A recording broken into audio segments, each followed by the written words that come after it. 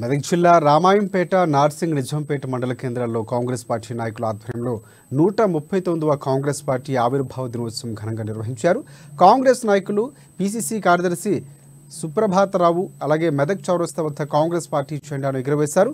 Congress party ప్రజాపాలనను అందిస్తుందని అందులో భాగంగా నేటి నుంచి జనవరి 6వ తేదీ వరకు మొదటి విడత 5 గ్యారంటీలు భరోసాలకు సంబంధించిన దరఖాస్తులు స్వీకరిస్తున్నామని కాంగ్రెస్ నేతలు తెలియజేశారు.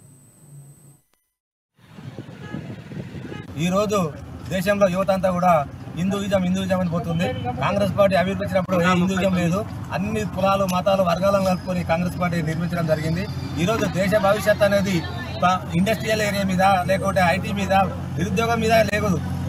బీజేపీ అనేది ఒక ప్రభుత్వం ఏం చేస్తుందంటే హిందుత్వం మీద ఏర్పడుతుంది తప్పించి గట్టి పునాదుల మీద ఏర్పడలేదు. దయచేసి యువకులంతా కూడా గమనించాల్సిందే, ప్రతి వాళ్ళు కూడా కాంగ్రెస్ పార్టీ వైపు మొగ్గు చూపాల్సిందే. రేపు దేశ భవిష్యత్తు బాగుండాలంటే కాంగ్రెస్ పార్టీ బాగుండాలి, కాంగ్రెస్ పార్టీ అధికారం రావాలి రేపు నేషనల్ లెవెల్లో.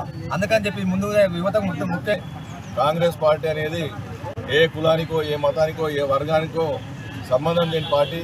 అన్ని వర్గాలను సమానంగా చూస్తూ దేశ ప్రజలంతా సుఖశాంతులతో శాంతియుతంగా జీవించాలని కోరుకునే ఏకైక పార్టీ దేశంలో ఏదైనా ఉందంటే అది కాంగ్రెస్.